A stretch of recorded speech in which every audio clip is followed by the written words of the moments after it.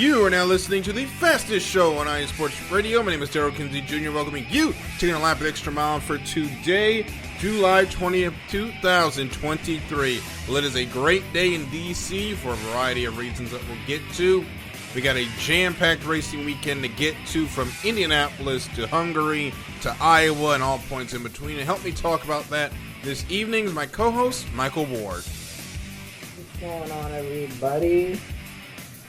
Good to hear from you again, Michael. If you are live in the chat, make sure to get your comments in. We'll read them as this show goes on. No Chris this evening. He is out in the fields, so we will hopefully get to talk to him next week to get ready into this episode of the Extra Mile. Before that, we do want to thank our sponsors in Planet Jerky Premium Brisket Beef Jerky.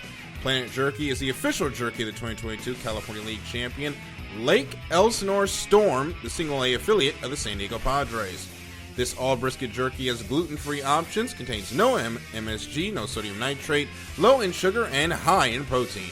This is some of the best jerky you can get your hands on, and for a limited time, you can win 4 tickets to see the Storm or 4 bags of jerky. All you have to do is visit planetjerky.net, place your order, follow Planet Jerky at Planet Jerky on Twitter, and DM them that you bought your jerky from hearing this ad. You will then be entered into the raffle that ends Tuesday, August 1st. Once again, a huge shout out to our sponsor, Planet Jerky Premium Brisket Beef Jerky. The jerky that's on a whole nother planet. Let's go ahead and get things underway. Michael, again, good to talk to you. As we start this episode here in D.C., well, there's a lot to be proud of because, brother, we have a new football owner in town. As Dan Snyder is gone and Josh Harris steps in, I don't know how much of the pigskin you do watch, but I will tell you, it rivals us winning a Super Bowl knowing that Dan Snyder is no longer in control of this football team. Absolutely. With a new boss, comes new management. So, hopefully that means the Washington Commanders can get, further up there and maybe even challenge, make it to the playoffs and, maybe give it a serious challenge, but we'll see. Usually changes like these are, a long-term change. You might not see results right away, but that, they might be coming. So we'll see. It reminds me of when NASCAR, when we went to Jim France and Brian got the boot. A lot of good things came from that. Yeah. So I think the growth from that happening is still going on, honestly.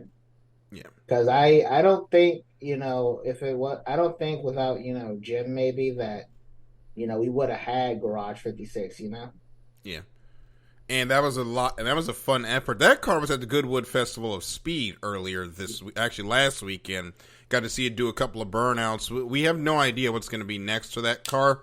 To be honest, it was a one-off for Le Mans. That might be it, unfortunately. I would hate for that car to be it. I hope they take, the data that they got from that car and maybe upgrade a road course package or think about bringing the Cup Series. And I know I keep saying this, but I feel like with that data, they really got something. Bring the Cup Series over to Europe. I would like to see them take that package. I'd like to see them cars at Silverstone. That would be a lot of fun to see them there. I don't know how many fans would like to get up at that time to watch them, but we'll see. I would like to see them take some of the innovations from that car and put them into the road course package. I think it would be entertaining to see them soup up the road course package with some of the things they learned, especially with the extra aerodynamics that really helped out for those long straightaways. But I really hope that car just doesn't, sit in a garage somewhere forevermore. I hope it runs at some point. I hope it runs too. I hope it doesn't sit in a garage. And I don't know. I just feel like if it comes to that, that would be a waste. Yeah. There's so much that car can honestly provide just Mm. the NASCAR world that I don't know. I think just leaving it in a garage would just be criminal. Yeah. Hopefully it will go well. Hopefully we will see more of that car. But going forward, it was a great ride. It was a lot of fun to see it at Le Mans. It was a lot of fun to see it And the at memes. Goodwood. Yes, and the memes. The glorious memes were hilarious, especially on TikTok. I love that. We might be hearing that more because the Women's World Cup has started. But we'll get into let the soccer show deal with that. Let's talk about the Crayon 301 first, since we started with NASCAR. That was at New Hampshire. Martin Truex Jr. picks up the win on Monday. Thankfully, we will not have more rain this weekend. But, Michael, I'm about done with the rain. I think we can start there. Ever since the NBC slate started, 3 of the first 4 races all had some sort of rain impediment or rain chance. Because Nashville, it did not rain until the race was already over. But the next races after that, all sorts of rain issues at Chicago, Atlanta, and of course at New Hampshire, where they didn't even bother trying to run on Sunday. Yeah, rain has been a plague on this sport for a long time, and I think we've tried basically everything to like avoid the rain, honestly, Daryl. Mm-hmm. But everything that we've tried, you can't really beat Mother Nature. She's a force of nature. See what I did there? Um, yeah, I think the only way we have these races, besides maybe a super speedway race, is that we start developing this oval rain tire. Mm-hmm. I think NASCAR should really put some points into developing this tire so that we can run races in the wet just unimpeded. Now, if it gets too wet, then of course, stop the race. But it's like a mild shower of rain. You know, I don't, I don't think with a proper rain tire that should stop a race.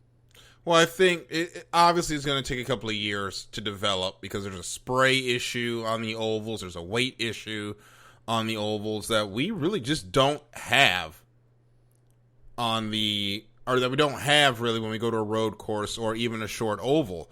I think we could have ran it at New Hampshire on Sunday, provided we had any sort of window to start a race. We did not, as it just rained and rained and rained and rained and rained. I know poor Vermont just got absolutely waterlogged. They're still trying to put a bridge back up near where SRX was supposed to race today. Instead, they're going to be running Stafford for a second time tonight. We'll check that out once this show ends. But once the race actually got going, I caught like the last 100 laps because unfortunately I had to work. And it was a busy time at work, so I couldn't like goof off and have the race on the computer while I'm trying to do stuff. We had a lot go down in Charles County, but of the race I got to see, it was very entertaining. I don't know what you thought about it, but we did have multiple grooves. Truex did kind of dominate, but look, and for all those on Twitter, sometimes the best driver of that day is just going to put a whooping on everybody, and that's fine. The racing through the rest of the field was really good, and I said this on Twitter, and I'll say this to you. I really think Loudon is one of the tracks that really benefited from this next-gen car because it forces the guys to take multiple grooves, and even though they're shifting, because they have the long straightaways, it allows for heavy braking into 1 and 3 that allows them to make the passes that they can't really do at the short tracks right now. Yeah, I would definitely agree with you there, Daryl. It creates a heavy braking zone, and heavy braking zones like that really give way to just potentially more overtakes. Mm-hmm. Uh, I'm saying overtakes in NASCAR. Passes. It means the same Um, thing. yeah, I'm just trying to be politically correct. Mm-hmm. But yeah, it definitely lends to more passes. And I don't know, Daryl, would you I think this race was really good passing wise. There was a lot of passing all throughout the field, like you said, and I think this track definitely benefited from changing up the cars a little bit. I Yeah. would definitely like to see. I'm sorry to cut you off. I would No, go definitely ahead. like to see more of the upgraded package on like short tracks to where this type of fast on the straights, heavy braking into the turns Mm-hmm. would go for short tracks.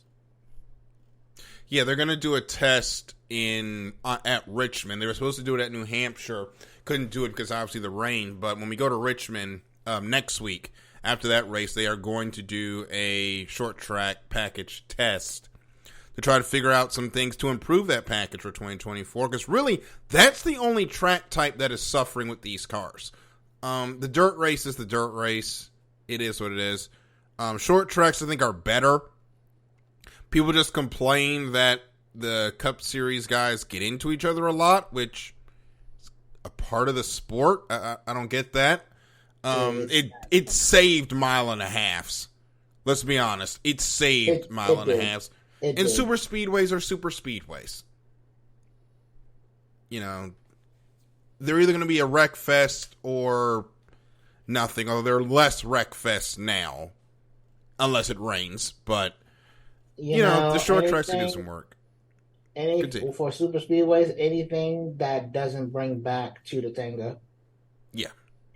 I know some people like that. I was not a fan. But no, it was a good Uh, race. Obviously, I'm happy because 23-11, 2 top 10s. Bubba Wallace went through it on Sunday or on Monday. The dash went out, didn't have the brake bias reading, didn't have the gear lever reading, fell to the 20s twice because of that, came back to finish 8th. Definitely needed that. He's back in the playoffs, but it's a road course coming up here at Indianapolis. However, last time we were here, he did get 9th place. hopefully he can carry that momentum into the road course and carry home a good result. The playoffs cutoff is coming. Mm-hmm. And he just needs to continue trying to get these good results, and then he'll point his way to the playoff if he doesn't win, of course. Yeah. But Go ahead. go ahead, go ahead, go ahead. I was going to say, on the other hand, though, Kyle Busch gets into a wreck out 36th. Christopher Bell had a chance to fight for the win there, got into some late race issues, ended up 29th. Ross Chastain was really not a factor all day, ends up 23rd. These guys, drivers that we think have an opportunity to make some noise when the playoffs start, New Hampshire was not good for them at all. Yeah, I think they just kind of got the package wrong this weekend for some of those drivers. Yeah. And as we go forward, we are going into Indianapolis. We'll talk about that in just a little bit. But Martin Truex Jr., man, he is the king of winning these races on Mondays. His first career win came on a Monday. And I think someone posted on Twitter, he's got 3 or 4 wins when we go the extra day. So if you're a Truex fan, you got to love Mondays. Yeah, At least when we have a NASCAR race. yeah, I do love Mondays when it comes to Truex. Yep. Big Truex fan here, boys. Yeah, and Truex has not made a decision on whether or not he's going to come back for 2024. I think he comes back for 2024, but then that's it. I would be really surprised if he retires. Taryn in the chat, every time I don't pick Truex Jr., he wins, but it's vice versa when I do pick him.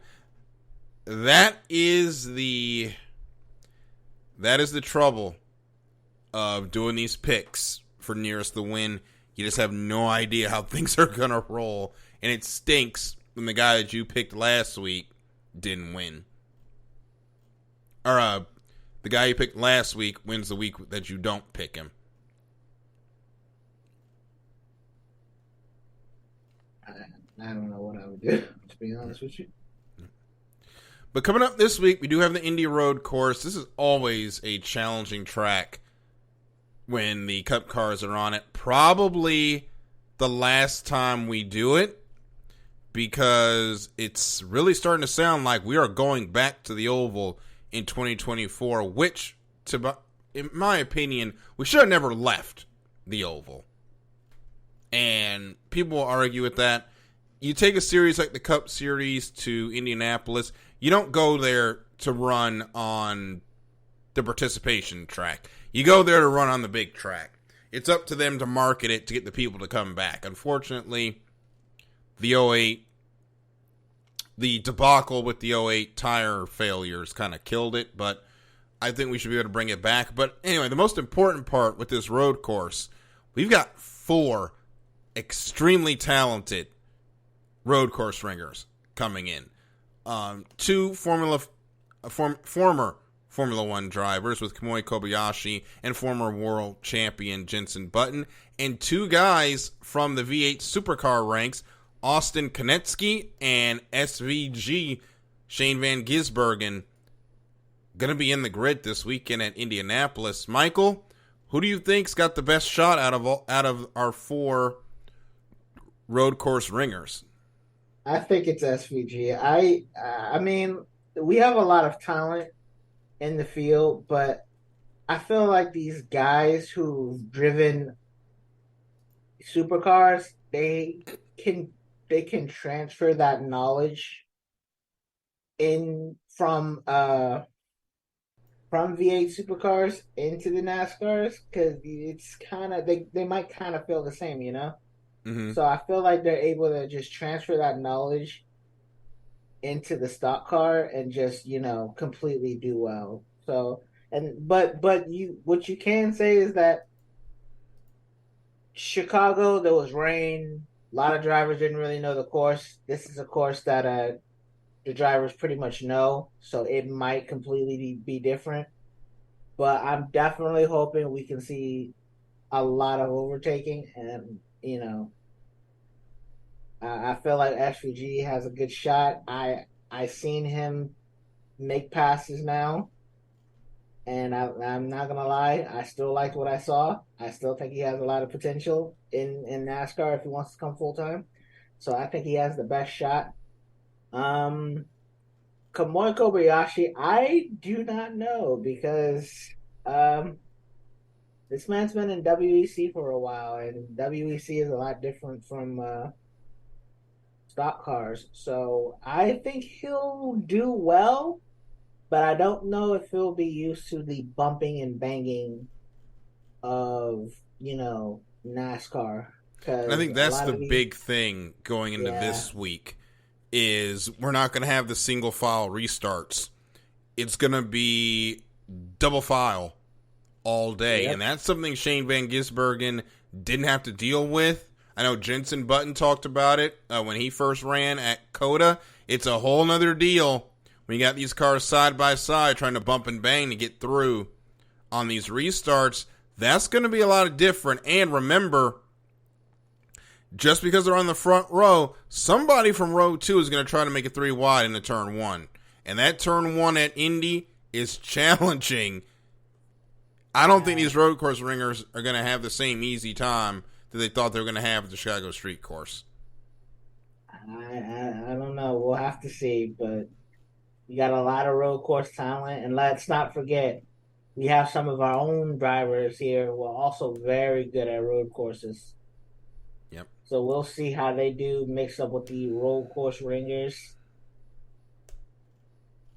that are coming in. I'm not gonna lie, I'm looking forward to this race. I am too. And one more thing before we go to break. Justin Haley is going to be moving on to Rick Ware Racing in 2024.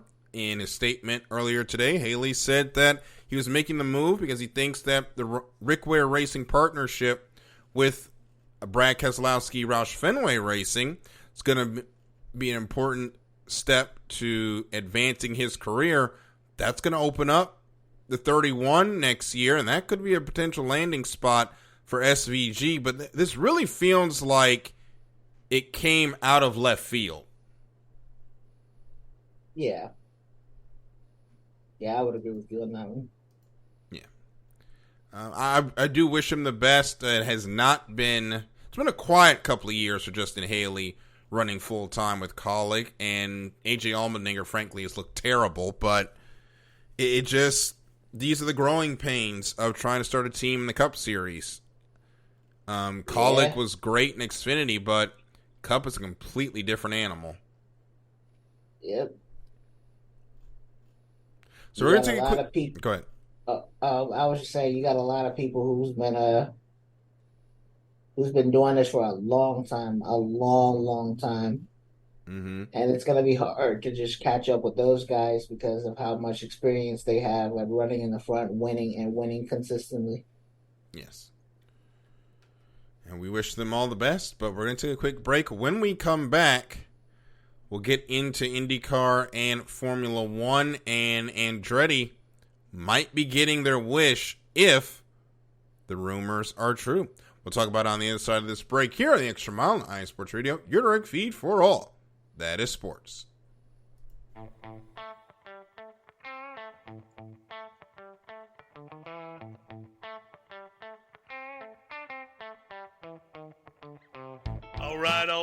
right. Welcome to AZ Sports Daily. I'm your host, Kiernan Daly, bringing the heat to Arizona sports. There's no discrimination here. We're going to talk about every sports team, professional and college. The show is all about you, the listener. I'm here to entertain you. Are you not entertained? Is this not why you are here? It's going to be fun, high energy. You may not agree with what I say. That's okay. Let me hear you. Let's talk about it. Join me every Wednesday, 8 p.m. Pacific Standard Time, right here on AZ Sports Daily. That's AZ Sports, D-A-L-E-Y, and at IE Sports Radio, your direct feed for all that is sports. What's up, sports fans? You're listening to IE Sports Radio, your direct feed for all that is sports.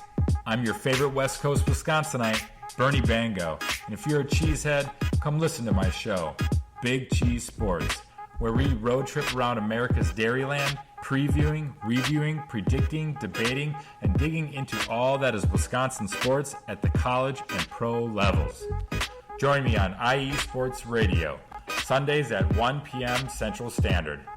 Bernie out.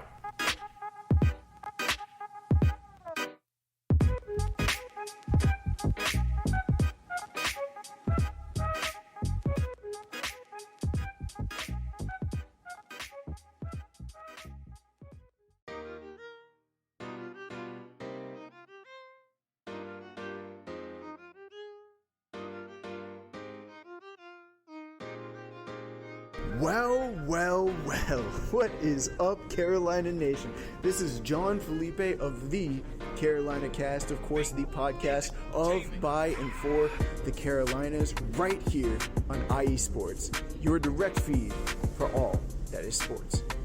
And I'm reminding you to tune in Fridays at 7 p.m. Eastern for the latest in Carolina sports, whether it's the Panthers that keep on pounding, the fly natures of the Hornets, the storming Hurricanes, the battle of the Blues with Duke and UNC, the fight of the Clemson Tigers, or the amazing atmosphere of any Carolina college. I'm talking App State, I'm talking ECU. I've got you covered.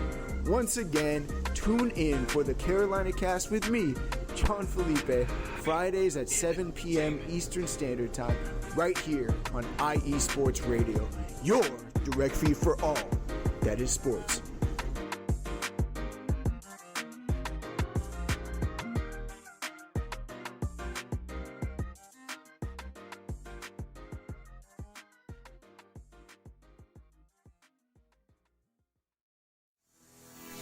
Sports fans, do you like teams that are tough, cities that are tougher, and fan bases that are passionate about their teams? How about teams that are historic and stadiums that are iconic? Then you belong in Chicago, and you need to check out Chi-Town Weekly. Join me, Adam Kernan, every week as we keep up with all things Chicago sports. Bears, Bulls, Blackhawks, Cubs, White Sox. We'll cover them all, plus more. The Windy City is always buzzing, and we'll keep you up on all the big games and major stories. So tune in to Chi-Town Weekly every week right here on IE Sports Radio, your direct feed for all that is sports.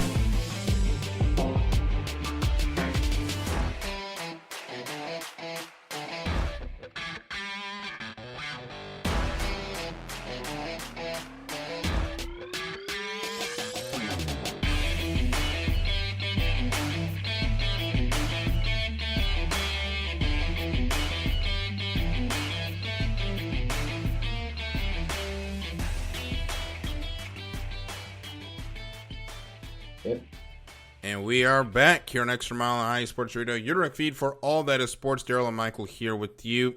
We're back. I hope you enjoyed all those drops from some of the great shows we have here on IE Sports Radio. And hey, if you've missed any episode of any IE Sports Radio show and you need to get caught up, or you just want to see how the network has gone from the last coming up to 10 years in 2024, cannot wait for that celebration, then head over to youtube.com IE Sports Radio. You can check out every single show we've ever done right there on the YouTube repository. You can also hear the beginnings of this humble show, The Extra Miles. Go over there, check that out, and thank you so much for listening. So we're back here on The Extra Mile, here on IE Sports Radio, your feed for all that is sports. Time to talk Formula One and IndyCar. We'll start with IndyCar, get that out the way quickly.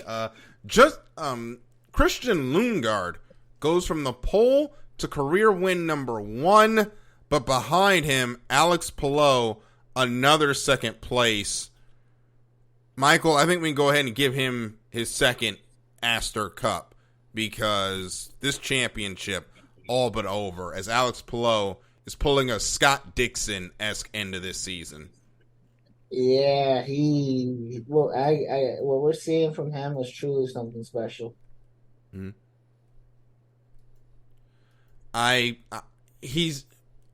Here's my thing about Palou. He's in this singular mindset that he wants to get to Formula One. He wants to get to Formula One. He wants to get to Formula One. Brother, you have a good thing right here in the IndyCar series. Why would you want to go to Formula One to run 9th?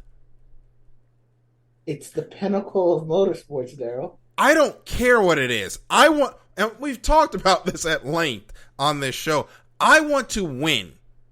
I want to be in a sport where I can compete for wins. And in Formula One, unless you're in the Red Bull right now, you ain't winning.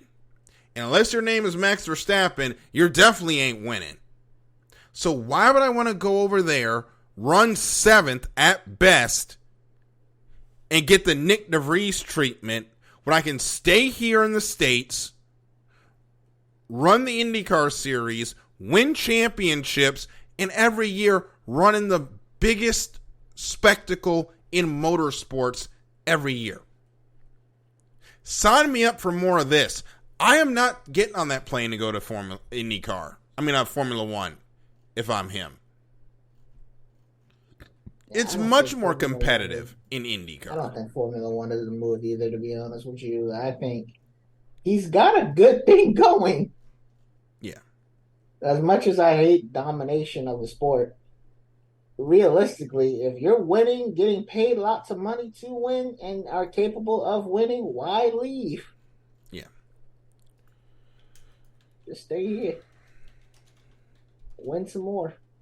Yeah. I really want him to stay here. And a lot of silly season is starting to get mixed up with IndyCar. There's a lot of seats that are going to be open.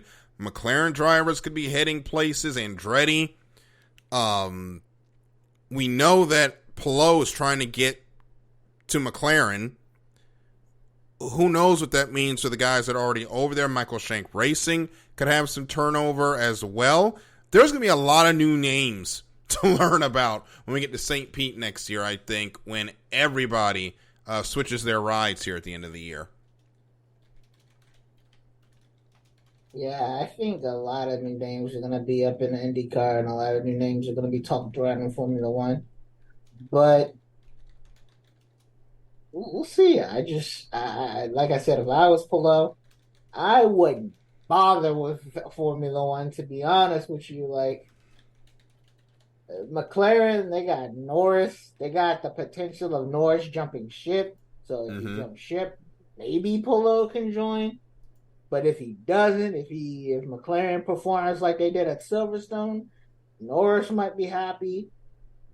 And then what? You're just gonna be a test driver forever? What are you gonna go to Williams? Yeah. Hate to talk badly about Williams, but you're Or gonna go to what? You go to the Williams. two new teams that are coming. More on that later. I don't get it.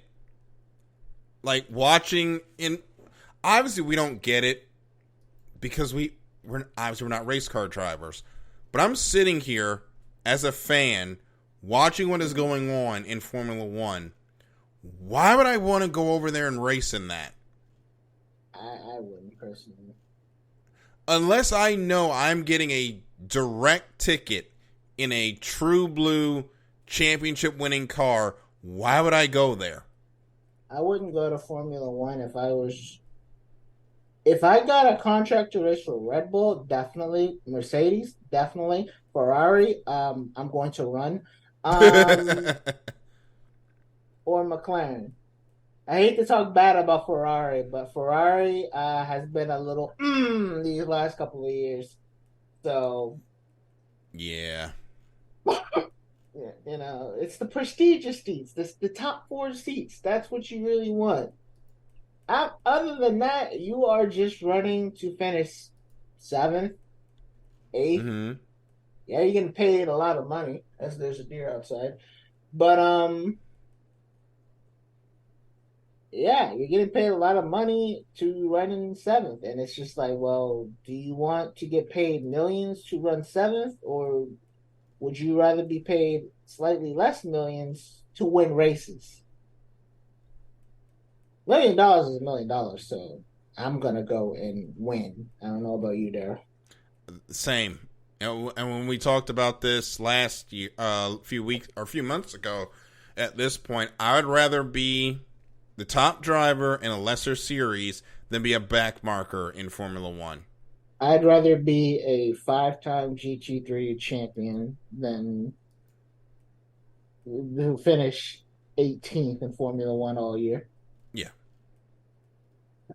And there's and then we're going to get into the news because I don't want to keep beating up on Formula One, but it's just the fact. All these drivers go to Formula One, they wash out, they go to other series and perform well. And what are they remembered for? Washing out in Formula One. Unfortunately.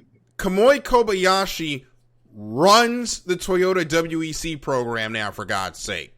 He's a driver and the team principal. And people would probably only remember him because he, quote-unquote, sucked in Formula One.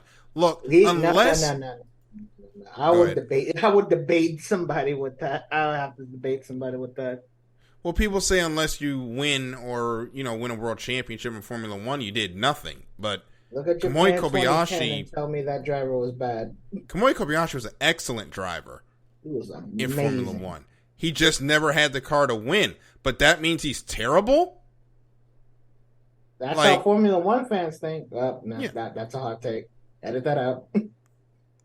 That's why, and that is why I'd rather be a driver that doesn't get there but wins everywhere else than get there and then get in a bad car, which more than likely that's where you're going to be, and can't do anything. Now, you might be able to improve that car, but that's gonna require a lot to go right for you to be able to do it.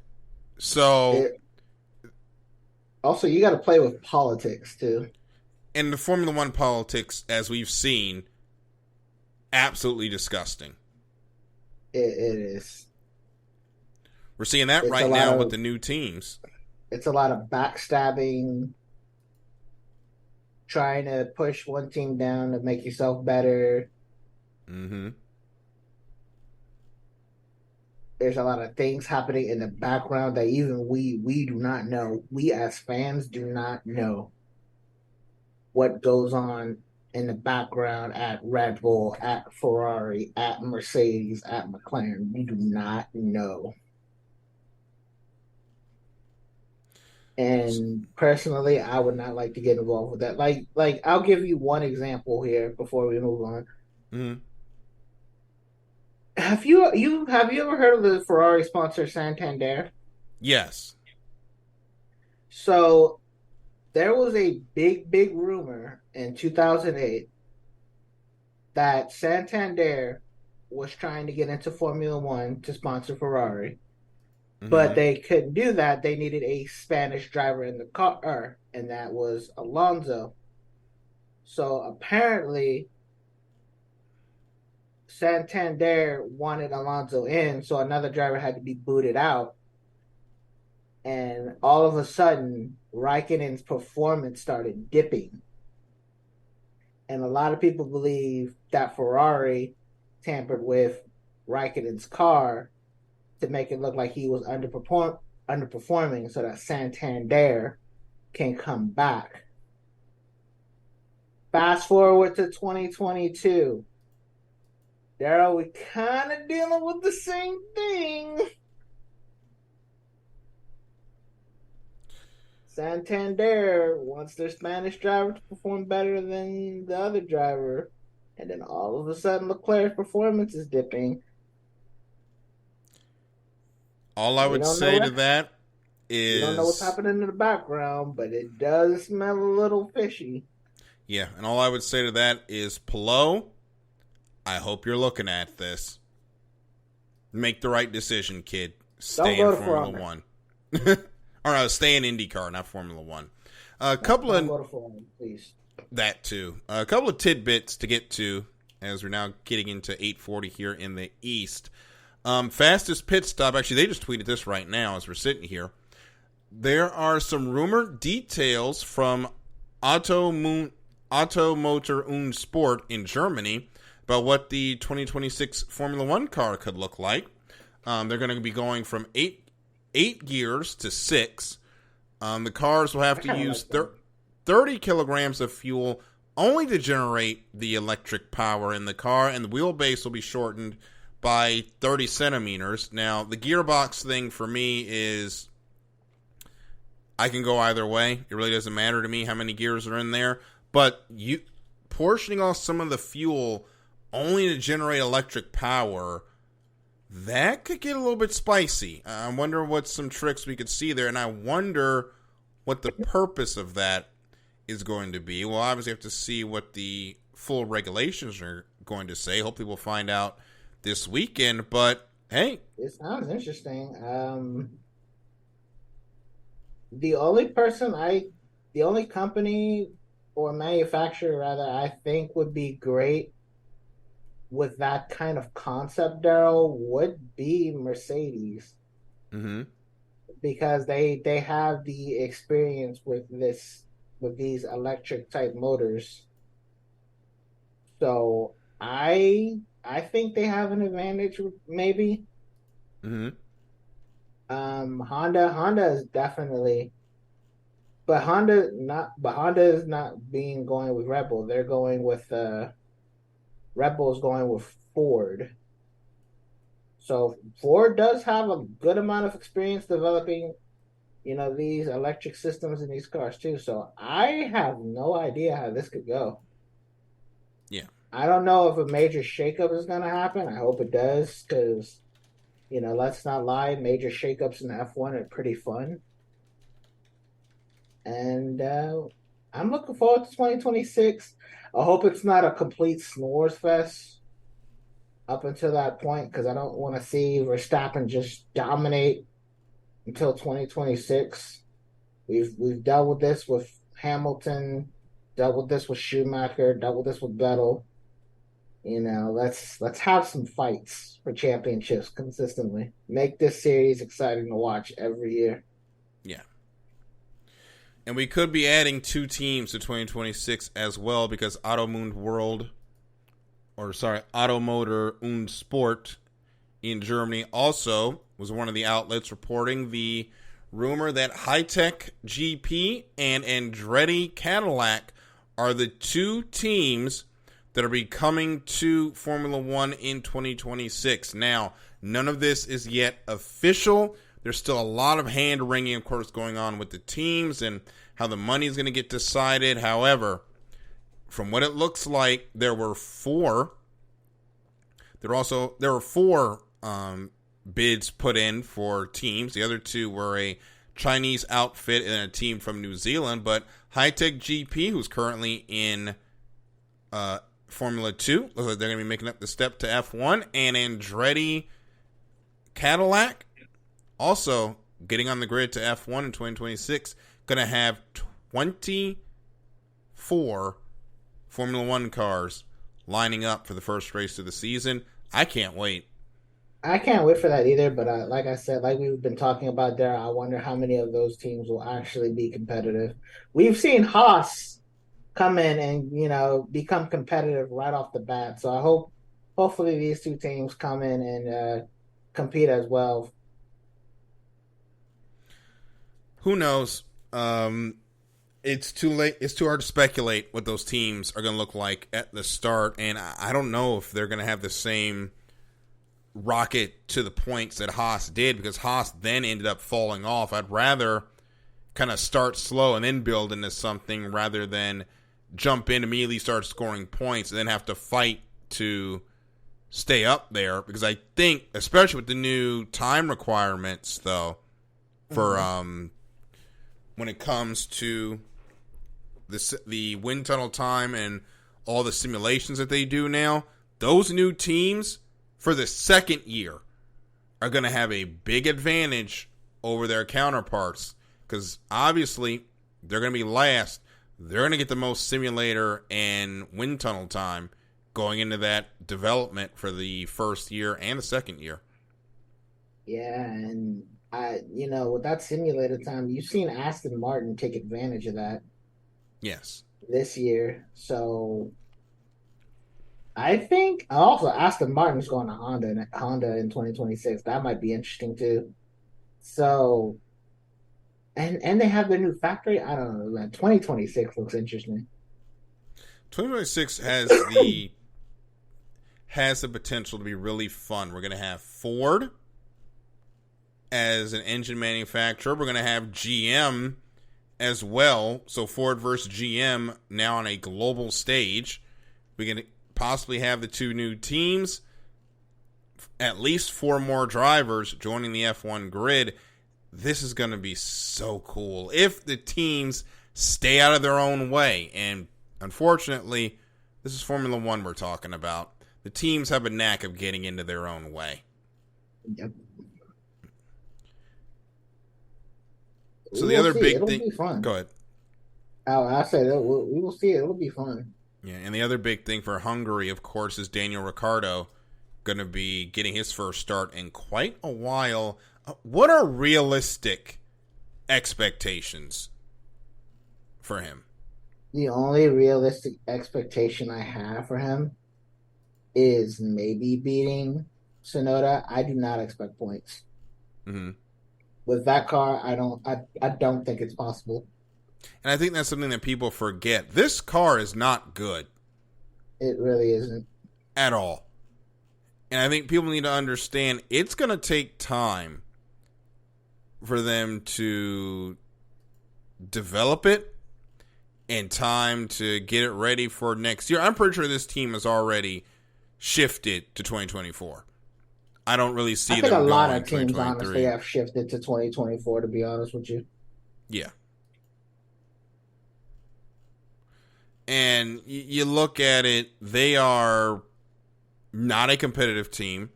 The only points they got were really because of luck. And I don't think DeVries, I don't care what that test looked like. You let DeVries finish out the year in this crap car, and then you let Ricciardo come in next year, in a car that potentially is actually decent. But this is Formula One we're talking about, and this is Red Bull Formula One. Rarely are their driver moves ever sensible. Yeah. Well, we'll see, because they have Liam Lawson killing it in Super Formula. I didn't say Liam Neeson this time, thank God. He's killing it in Super Formula, and then he's gonna be wanting to chop at the F1 bit, and they're gonna have to then decide, well, what do we do now? Do we keep Ricardo in this seat? Do we move Liam Lawson up? Do we move Tsunoda up to Red Bull? Mm-hmm. There's a lot of things they're gonna have to figure out. It is unfortunate. Well, it's not unfortunate. It's the mess that they have made, and they've got a lot to figure out. I mean, Tsunoda's going to Aston Martin when Honda goes over there, so I think we know that. Yeah. So they're going to lose that. So they're going to have another seat open. I don't know if you keep Liam down until then to put him in that seat, but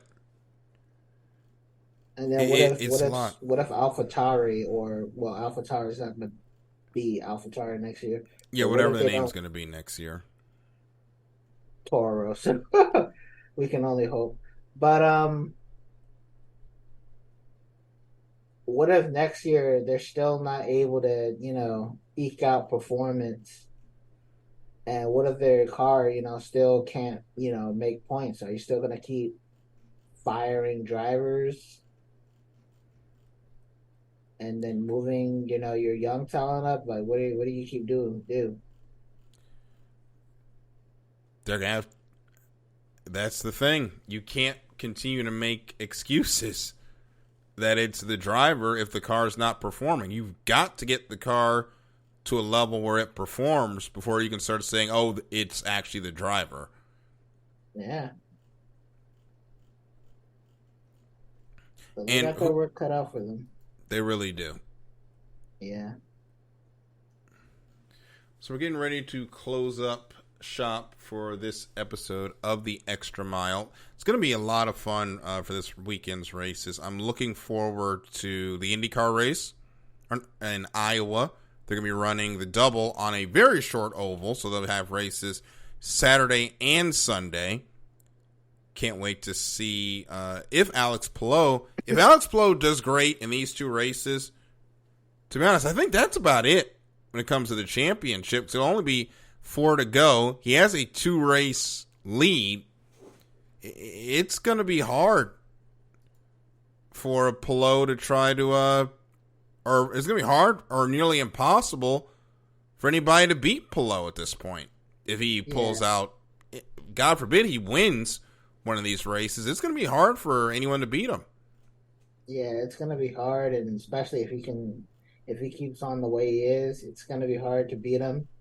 And